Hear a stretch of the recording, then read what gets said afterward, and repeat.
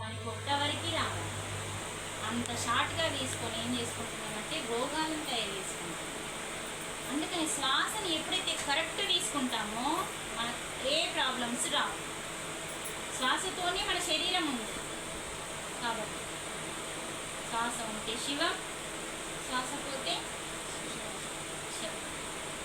అందుకనే మనకి చక్కగా ఏదైతే భవరోగం ఉందో దాన్ని తొలగించుకోవచ్చు ఈ ధ్యానం ద్వారా.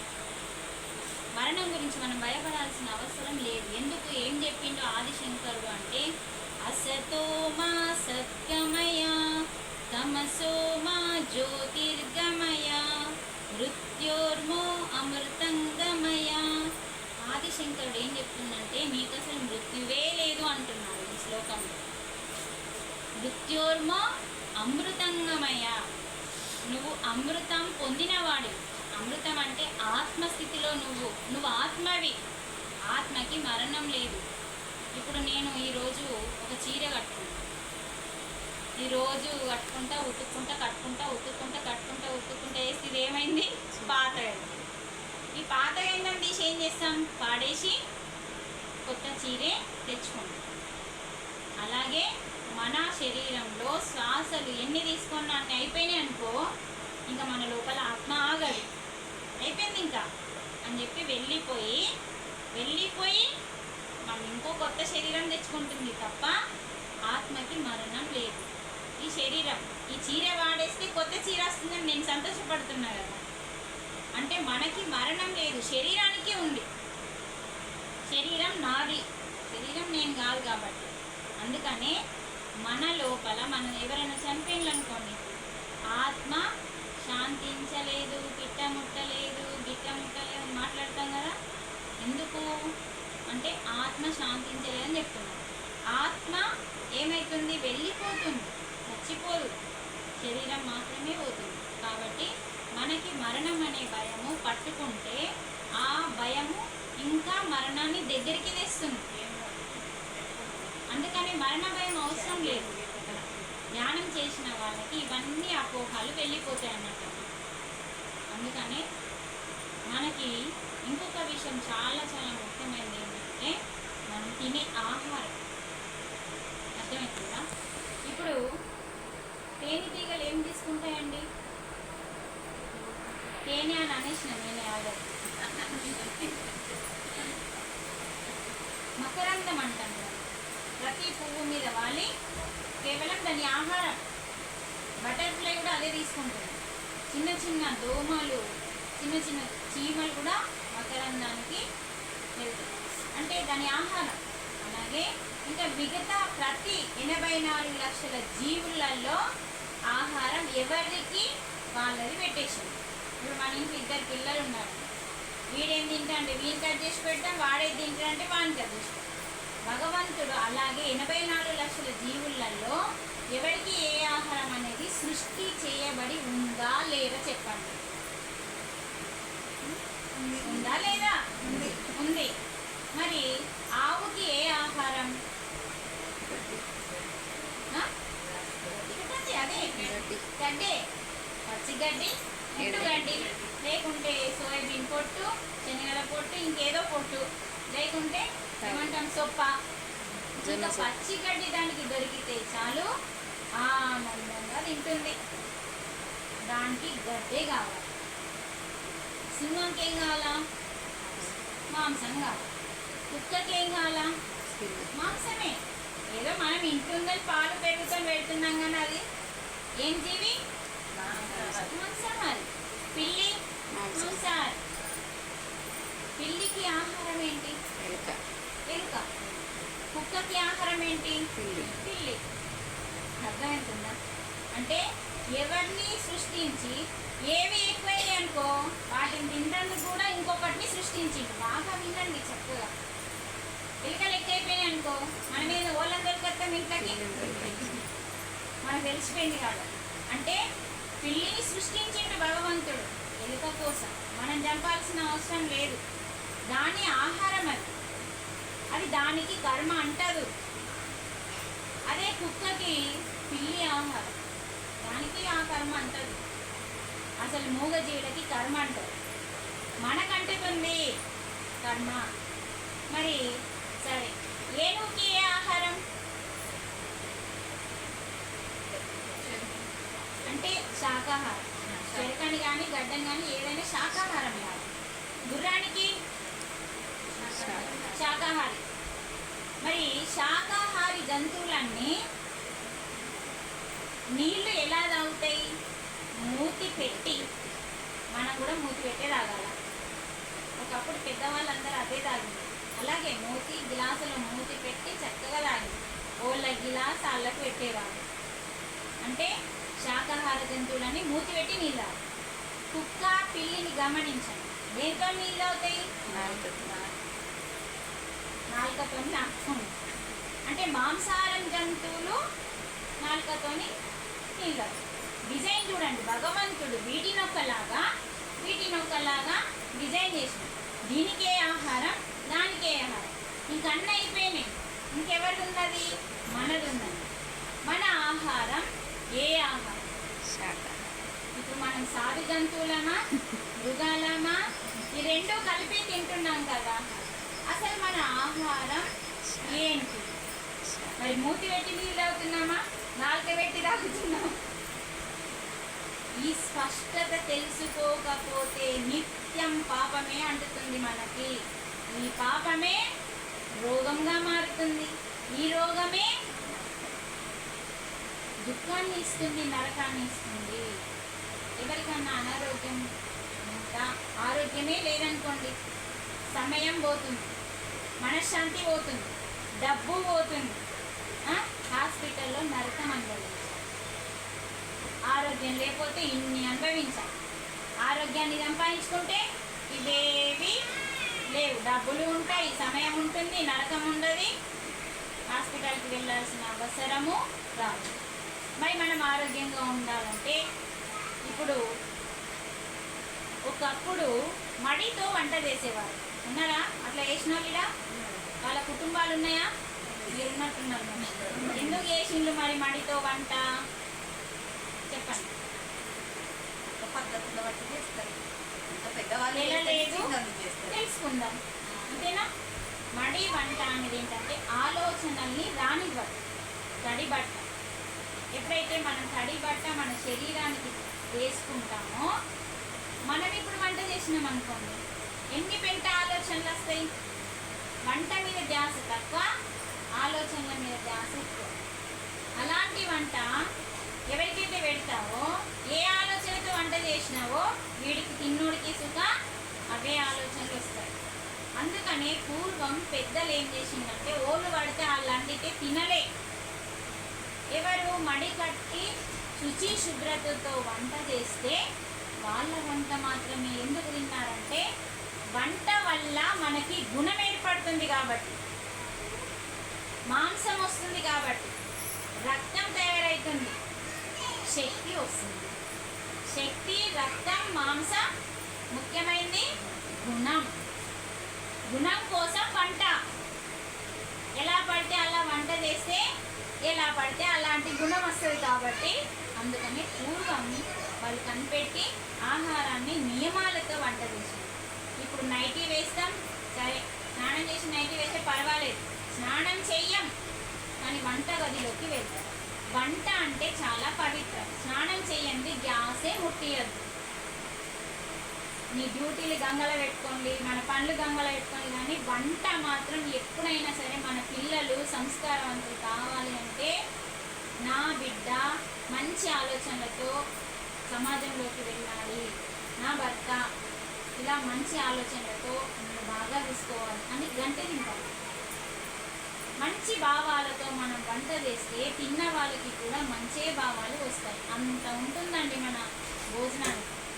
మరి అలాంటి ఆలోచనలతో చేసిన వంట, మడితో చేసిన వంటలో ఎప్పుడన్నా ఎక్కడన్నా చికెన్లు, మటన్లు, గుడ్లు, అండంగా చూసిందా? మడితో చేసిన వంటలో అందరూ అది పాపాహారం కాబట్టి అసలు ముట్టుకుంటే మళ్ళీ మైలైందని చెప్పి మళ్ళీ తడి స్నానంకి వస్తారు. ఎందుకంటే మనం తినే ఆహారం సరికానిది కాబట్టి. మానవ ఆహారం శాకాహారం, సాత్విక శాకాహారం. మరి మనం తినే ఆహారం మాంసాహారం ఏదైతే ఉందో అది పాపాహారం. ఎందుకు పాపంగా మారుతుంది? శాకాహారం దగ్గరికి అర్థం ఫస్ట్. శాకాహారం అమృతాహారం అండి. ఎలా?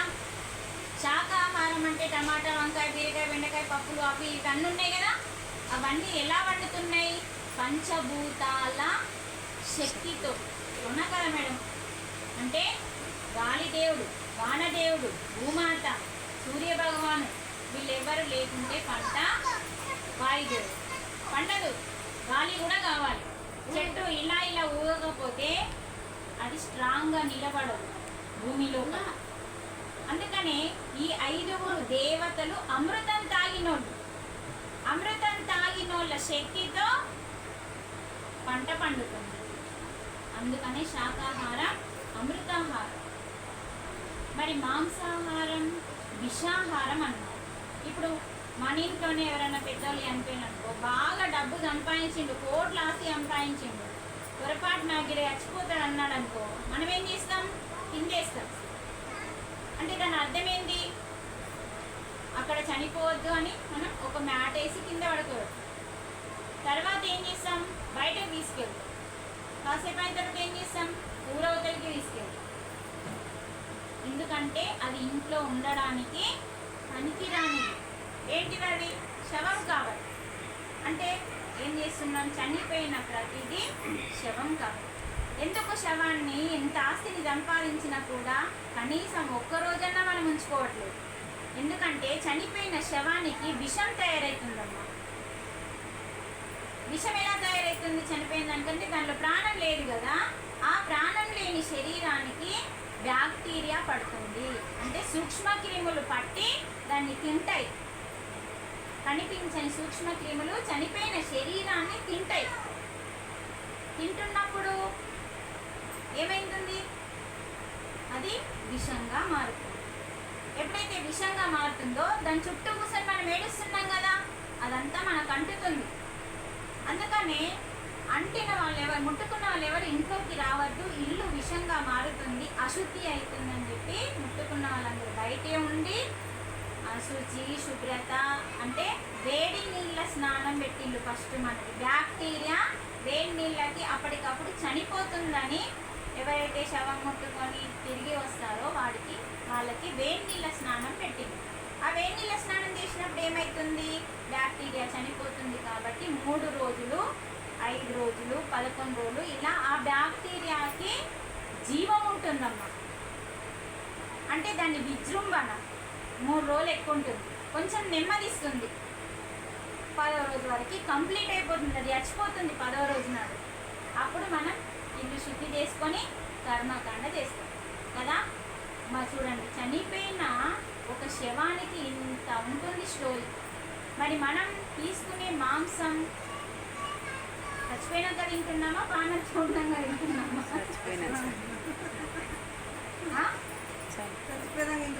కానీ ఒక మృగం మాత్రం చంపి తినదండి. వేటాడి వెంటాడి వేడివేడిగా చీల్చుకొని అది ప్రాణం పోదండి. అది ఒక జింకని తీసుకుందాం ఎగ్జామ్. ఒక జింకని వేటాడింది అనుకో, ఒక సింహం కానీ ఒక ఇంకేమి పులి కానీ, అది ఏం చేస్తుంది? పీక పట్టదు. పీక పడితే వెంటనే మరణిస్తుంది ఏ జీవైనా అని పొట్ట దగ్గర 2 చేతులతో ఇలా గోర్లతో చీల్చి పడేస్తుంది. అప్పుడు వేడి వేడి రక్తంతో వేడి వేడి మాంసాన్ని ఇంతింత ముక్కలు మింగేస్తుంది. అది దానికి అలా డైజెషన్ సిస్టమ్ పెట్టిండు భగవంతుడు. ఇంత ముక్క తిన్నా పచ్చి మాంసం కూడా అరిగేలాగా దాన్ని తయారు చేసిండు. మనం ఉడకబెట్టుకొని తిన్నా కూడా అది అరగదు. అది ప్రాణం పోయేంత వరకు తింటుంది. అది ప్రాణం పోతే బదిలి పెడుతుందండి సింహం, తినదు. దానికి కూడా తెలుసు ప్రాణం పైన శవాన్ని తినకూడదు అని. కానీ మనం తింటున్నాం. కోడిని చంపి తింటున్నాం, మేకను చంపి తింటున్నాం. కాబట్టి అది పాపాహారంగా మారుతుంది. ఎందుకంటే ఒక మూగజీవి మనలాగే భూమి మీద జీవించి సంసారం చేసి పాలిచ్చి పిల్లల్ని పెంచి పెద్ద చేస్తుంది. అన్నీ మనలాగానే చేస్తుంది. కానీ దానికి బ్రతికే ఛాన్స్ మనం ఇవ్వట్లేదు. ఇప్పుడు కోడిగా పుట్టింది కదమ్మా, దానికి అది సహజ మరణం చచ్చిపోయింది అనుకో, అది నెక్స్ట్ ఏం జన్మెత్తుతుందంటే అది పక్షి కదా, అప్పుడు జంతువుగా వస్తుంది. అంటే దాని పరిణామ క్రమము అయిపోయింది. ఇప్పుడు నువ్వు మధ్యలోనే దాన్ని చంపినావు అనుకో, పరిణామ క్రమం అయిపోయిందా? కాలే పాపం. అంటే ఒక కోడిగా ఒక పక్షి, కోడి అనేది ఒక పక్షి, అంటే అది జంతువులా కాకుండా ఒక పక్షి. ఆ పక్షి మనం చంపితే వేరుగుంటుంది, దానికని చనిపోతే అది మళ్ళీ జంతువుగా జన్మ తీసుకొని అంటే ఒక మెట్టెక్కుతున్నాను. అర్థమవుతుందా? అలాగే మేక కూడా అంతే. మేక ఇంకా కొత్త అంటే ఉన్నతమైన జన్మ, అందులో ఏనుగు కావచ్చు. ఏనుగు, గుర్రము, ఆవు ఇవన్నీ గొప్పయండి ఈ మేక కంటే, ఇవన్నిటికంటే. అంటే వీటిని తక్కువ అంచనా కాదు వేయడం. ఈ మేక జన్మ నుంచి అక్కడికి వెళ్తాయి అన్నట్టు ఒక మెట్టెక్కి. ఇవన్నింటిని మనం మధ్యలో చంపేసి హింసించి చంపి తింటున్నాం కాబట్టి వాటి ఆత్మలు ఇక్కడికి రాక పైకి వెళ్ళక మధ్యలో వాటి ఘోషతో ఉంటున్నాయి కాబట్టి ఈ భూమి మీద ఇంత అరాచకం జరుగుతుంది. వాటి ఘోషే మనకి ఇంత కరోనా రూపంలో విజృంభించి భూకంపాలు చూడండి, ఎంతమంది యాక్సిడెంట్లు, ఎన్ని ప్రమాదాలు జరుగుతున్నాయి. అసలు కుటుంబాలు వెళ్ళిపోతున్నారు, యాత్రకు వెళ్ళిన తిరిగి రావట్లేదు. ఇదంతా ఆత్మఘోష, మూగ జీవుల ఆత్మఘోష మనకి తగులుతుంది కాబట్టి అదే మహాపాపము. మనం చూడండి, ఆదివారం నాడు వండుకొని తింటున్నాం. అది ఎవరి రోజండి? ప్రత్యక్ష దైవము అంటాం. పొద్దున లేచి నీళ్లు పోస్తాం, మొక్కుతాం. అదే రోజు ఆయన దినం, అది చాలా గొప్ప దినం. సరే, ఇదంతా అర్థండి. కాకపోతే కనీసం సత్యమన్నా తెలుసుకోవడానికి ప్రయత్నం చేద్దాం. ఎందుకంటే అమ్మ, మనం తింటుంది ఏం తింటున్నామంటే పాపాహారం తింటున్నాం. సింపుల్ ఎగ్జాంపుల్ తీసుకుందాం. నేనేం పప్పు అన్నం తిన్నాను, ఈ మేడం మాంసాహారం తినొచ్చింది. మేమిద్దరము గుడికి వెళ్ళాలా, ఆదివారం నాడు వెళ్ళాలా ముఖ్యంగా. అయితే ఇద్దరం కూర్చొని గుడికి వెళ్దాం పదా అని నేను అన్నా. ఇవేమంటది? ఏం తిన్నా? నేను కౌస్ తిన్నా కాబట్టి గుడికి రావడం పనికిరాదు. మరి నేనేం తిన్నా? పప్పు తిన్నా. పోవచ్చుగా, నేను డౌట్లేదు, పోవచ్చు. అంటే ఒకవేళ ఏమవుతుంది రా అని నేను ఏమైనా అన్నా, సారీ మేడం అని ఫ్రెండ్ అనుకోండి, అది చెప్తున్నా. ఏమవుతుంది రా వెళ్దాము అంటే ఈమెమంటది? హౌస్ తిన్నా, గుడికి వస్తే వెరీ గుడ్. ఏం జరుగుతుంది? ఏం జరుగుతుంది? ఆన్సర్ చెప్పడానికి అంటామా లేదా? మీరు అనేదే కదా నేను అడుగుతుంది, నేనేం స్పెషల్గా అడగట్లేదు. ఇవన్నీ మన వర్సే. నేను తిన్నా వస్తే పాపం కలుగుతుంది అంటుంది. నేను తిన్న పప్పుకు పాపం కలగదు, నువ్వు తిన్నా కౌసుకి పాపం కలుగుతుంది. కౌసులో ఏముంది? ఒక జీవి ప్రాణం ఉంది కాబట్టి అది పాపం కలుగుతుంది. ఎందుకంటే నువ్వు పాపం తిన్నావు కాబట్టి గుడికి వస్తే పాపం కలుగుతుంది. మరి గుడి కట్టింది ఎవరు? దేవుడా మనిషా? మనిషి. దేవుడైతే కాదుగా. మనిషికి ఆ శక్తినిచ్చింది దేవుడే, కానీ కట్టింది మాత్రం కేవలం మనిషి. కానీ ఆ గుడికి ఎంత పవిత్రత ఇస్తాం అంటే శుచితో శుభ్రతతో తలార స్నానం చేసి ఉతికిన బట్టలు కట్టుకొని పోతాం. కేవలం మనిషి కట్టిన ఆలయానికి, మనిషి చేసిన దేవుడికి, అది మనిషి చేసిండండి. అందులో ఉన్న విగ్రహం ఇది మనిషి చేసింది. దేవాలయం కట్టింది మనిషి, అందులో ఉన్న గర్భగుడిలో ఉన్న విగ్రహాన్ని తయారు చేసింది మనిషి. కానీ ఈ దేవాలయాన్ని తయారు చేసింది దేవుడు, మీ అమ్మ నాన్న కాదు. అవునా కాదా? ఇది నువ్వు నేను తయారు చేసింది కాదు. ఈ దేహం అనే దేవాలయాన్ని తయారు చేసి ఈ దేవాలయం కట్టుకుంది భగవంతుడు. కట్టుకొని ఈ దేవాలయంలోనే మన హృదయంలోనే ఉన్నాడు. అహమాత్మా గుడాకేశ సర్వభూతాశయ స్థితి ఆయన చెప్తున్నాడు. భగవానుడు ఏం చెప్తున్నాడు? అహమాత్మ, నేను ఆత్మని. శ్లోకం నిశ్చయించాను, నాకు నమ్మకం లేకపోతే చెప్పండి.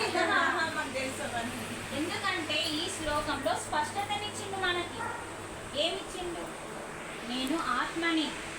ఎవరికి చెప్తున్నాడు? అర్జునునికి చెప్తున్నాడు. అంటే అర్జునునికి కాదు మనకు కూడా చెప్పిందని మీరు అర్థం చేసుకోండి. అహమాత్మ గురాకేశ సర్వభూత శయస్థిత అంటున్నాడు. అంటే వీడు భూమి మీద సర్వభూతాలలో అంటే సర్వ ప్రాణులలో, భూతాలు అంటే ప్రాణమమ్మ, మళ్ళా దయ్యం దగ్గర పోకుండా. భూతాలనేసరికి ఏం గుర్తొస్తా, అవే గుర్తొస్తా. కానీ భగవంతుని భాషలో భూతం అంటే ప్రాణం, మన భాషలో దయ్యం. కానీ ఈ సర్వభూత శయస్థిత, ఏ భూమి మీద 84 ఇప్పుడు మీకు ఎంతమంది అమ్మ పిల్లలు? గట్టి మీకు 4 అనుకున్నాను. అంటే నువ్వు కూడా ఒప్పుకోవాలని చెప్తే కుదరదు. ఈమెకు 4, ఆమెకు 2, నాకు 2, ఆ మేడంకు ఒక్కోళ్ళు అనుకున్నాం. ఒక్కోళ్ళు 2, 3, 4 మనం. లేకపోతే 12 మందిని కన్నోళ్ళు ఉన్నారు, 10 మందిని కన్నోళ్ళు. మనకి ఇంతే. కానీ భగవంతునికి ఎంతమంది పిల్లలు? 84 లక్షల పిల్లల్ని సృష్టించింది పరమాత్మ మనతో పాటు. ఆ 84 లక్షల జీవరాశులలో ఉన్న ఆత్మని నేనే అంటున్నాడు ఈ శ్లోకంలో. ఆ యొక్క వర్డ్స్ చాలా అండర్లైన్ చేసుకొని జిరాక్స్ చేసుకొని మన ఇంట్లో పెట్టుకోవాల్సిన చక్కటి పదం అది. ఏంటి అది పదం? సర్వభూత శయస్థిత, అన్ని ప్రాణులలో నేను స్థితమై ఉన్నాను, స్థిరంగా వారి హృదయంలో అంటున్నాడు. ఎక్కడున్నాడంటే అక్కడున్నాడు మన హృదయంలో, ఆత్మగా. నేను ఆత్మని అంటున్నాడు. ఆత్మే పరమాత్మ, జీవుడే దేవుడు. ఇది ఇప్పుడు చెప్పింది కాదు, ఎప్పటి నుంచో చెప్తున్న విషయం. ఏంటి? దేహం దేవాలయం, ఇందులో ఉన్న జీవుడే దేవుడు. కాబట్టి ఈ దేహం అనే దేవాలయాన్ని ఎప్పటి వరకు మనం పవిత్రంగా చూస్తూ, మనిషి కట్టిన దేవాలయానికి మాంసం తింటే పోతేనే పాపం కలిగితే, భగవంతుడు కట్టిన దేవాలయంలో శవాలను ఇస్తున్నాం. ఇది శ్మశానం కాదు. మన కడుపేమి శ్మశానం కాదు, మన కడుపు దేవాలయం. కాబట్టి సత్యం అయితే ఫస్ట్ తెలుసుకోండి, తర్వాత సంగతి తర్వాత. ఎందుకంటే నేను ఫస్ట్ నాన్ వెజ్ తినలేదన్నా. చిన్నప్పటి నుంచి నాకు నాన్ వెజ్ అలవాటు లేక ఒక గుడ్డు తిన్నది. అది కూడా తినద్దు అని తెలియదు కాబట్టి తిన్నా. తర్వాత పెళ్ళైనాక మా సార్ బలవంతంగా చేయడం వల్ల మళ్ళీ అలవాటైంది. అలవాటైన తర్వాత ఏమైంది? తొందరగా నా జీవితంలోకి గురువు వచ్చింది. గురువు వచ్చినాక ఈ ఆహారం తినేది అనుకొని తిన్నా నేను. అంటే పప్పు అన్నం, పెరుగన్నం, కూరగాయల అన్నం ఎట్లా తింటున్నామో ఈ విషయం నేనే కాదండి, చాలా మందికి ఈ ఆహారం తినకూడని ఆహారము కాదు అని తెలియదండి. అలా నేను అనుకొని తిన్నానన్నమాట. గురువు వచ్చి చెప్పింది, ఇది తినే ఆహారం కాదు, ఇది పాపాహారం, విషాహారం అన్నారు. అప్పుడు ఆ రోజే, ఆ క్షణమే రాత్రి 9 గంటలకి ఈ విషయం తెలుసుకున్న నేను ఆ రోజే శాకాహారిగా మారాను. ఎందుకంటే తెలియదు, తిన్నాం, చెప్పేవాళ్ళు లేరు. చెప్పడానికి వచ్చిన మహానుభావుడి వల్ల నాకు నేను మానేసుకొని ఈరోజు 15 సంవత్సరాల నుంచి ఆరోగ్యంగా, ఆనందంగా, no doctor, no medicine, only meditation ద్వారా నేను ఆరోగ్యంగా ఉంటూ, నా ఇంటిని ఆరోగ్యంగా ఉంచుకుంటూ, ఇప్పుడు మా ఇల్లు ఒక ఏమంటారండి, ఇంటిని అందరు వస్తే ఒక ఆశ్రమం లాగా మారిపోయింది. అంటే అందరు వస్తారు, వాళ్ళ బాధలు చెప్పుకుంటారు, వాళ్ళకి కౌన్సిలింగ్ ఇచ్చి ధ్యానంలో కూర్చుండబెట్టి రోజు కొన్ని రోజులు రండి అని చెప్పి వాళ్ళ దుఃఖం పోగొట్టిన తర్వాత అప్పుడు వెళ్ళిపోతుంది. ఇంటికాడ ఉంటే ఆ పని, బయటకు వస్తే. అందుకని ఇంకొక విషయం తెలుసుకొని మనం క్లోజ్ చేసుకుంటాం. ఓకేనా? కొంచెం ఓపిక ఉందా? చెప్పండి, నోటితో చెప్పండి. ఉంది, ఉంటుంది, ఉండాలి. ఎందుకంటే సత్యం, ధర్మం, భగవంతుడు ఇచ్చిన 2 కళ్ళు మనకు తెలియాలి కాబట్టి. ఇంకొకటి ఏంటంటే మనం కూరగాయలు తింటున్నాం, అలాగే మాంసాహారం తింటున్నారు, నేను కాదు. సరే, అయితే కూరగాయలు అమృతాహారం చెట్టు నుంచి వచ్చింది. చెట్టు నుంచి తెంపేటప్పుడు, దాన్ని కోసినప్పుడు మనకి నీళ్ళు వస్తాయి. ఏ కూరగాయ కోసినా అందులో నీరు ఉంటుందండి. మీరు ఆవిరి పైన కూడా వంట చేయొచ్చు. అంటే కూరగాయలలో ఏముంటుంది బాగా వినండి, నీరు ఉంటుంది. మరి మాంసాహారంలో ఏముంటుంది, రక్తం ఉంటుంది. మరి కూరగాయలు తెంపినప్పుడు ఏమవుతాయంటే చెట్టుకి నొప్పి రాదండి. ఎలా నొప్పి రాదో తెలుసుకుందాం. ఒక చెట్టు నుంచి కొన్ని తెంపుతున్నప్పుడు నొప్పి రాదు. ఇప్పుడు ఇది ఉందండి వేలు, ఈ గోలు ఉంది, వేలు ఉంది, ఈ రెండింటిని చూడండి. వేలు కట్ చేస్తే నొప్పి వస్తుంది, గోరు కట్ చేస్తే వస్తుందా? రా. ఇది మేక, ఇది టమాటా. అంటే వేలు కట్ చేస్తే గోరు కట్ చేస్తే మళ్ళీ పెరుగుతుందా లేదా? టమాటాని తీసుకుంటే మళ్ళీ వస్తాయి. ఏ స్థానంలోకి వెళ్ళైతే తీసుకున్నామో అదే స్థలంలో మళ్ళీ ఇంకో టమాటా వస్తుందా రాదా? అంటే కూరగాయలు ఎక్కడి నుంచి తెంపామో మళ్ళీ అక్కడ ఇంకో కొమ్మ వస్తుంది, ఇంకో కూరగాయ వస్తుంది. కానీ ఆ చెట్టుకి ఈ గోరుని కట్ చేస్తే నొప్పి ఎలా మనకి లేదో, ఆ చెట్టు నుంచి ఒక టమాటా మనం తీసుకున్నప్పుడు ఈ గోరుని తీసేసినట్టుగా దానికి నొప్పి రాదమ్మా. మరి మేక యొక్క పీక వచ్చినప్పుడు నొప్పి వస్తారా? ఇప్పుడు ఈ వేలునే తీసుకుందాం, కాదు. ఈ గోరు గీనే ఉంది, ఏలు గీనే ఉంది, ఇంతే గ్యాప్. చూడండి ఎంత సృష్టి అండి ఇది. అర్థం చేసుకోలేకపోతున్నాం. అంటే మనం గమనించట్లేదు మన లైఫ్ని. అందరు తిన్నారు, నేను తిన్నాను. అంటే ఎప్పుడైతే మనము ఈ వేలు కట్ చేస్తే నొప్పి వస్తుందో, అలాగే వాటి యొక్క పీకలని మనం కట్ చేస్తున్నప్పుడు దాని ఘోష మనకు అర్థమవుతుంది. దానికి ఒక భాష ఉందండి. ఆ మూగ భాష ధ్యానం తపస్సులో మునిగిపోయి ఆరితేరిన వాళ్ళకి దాని భాష అర్థమవుతుంది. ఈ భగవానుడికి అర్థమవుతుందా కాదా? కైలాసంలో ఎవరెవరు ఉంటారో చెప్పండి. శివుడు, పార్వతి, వినాయకుడు, కుమారస్వామి, ఇంకా వాళ్ళు ఏమంటారు అందరినీ,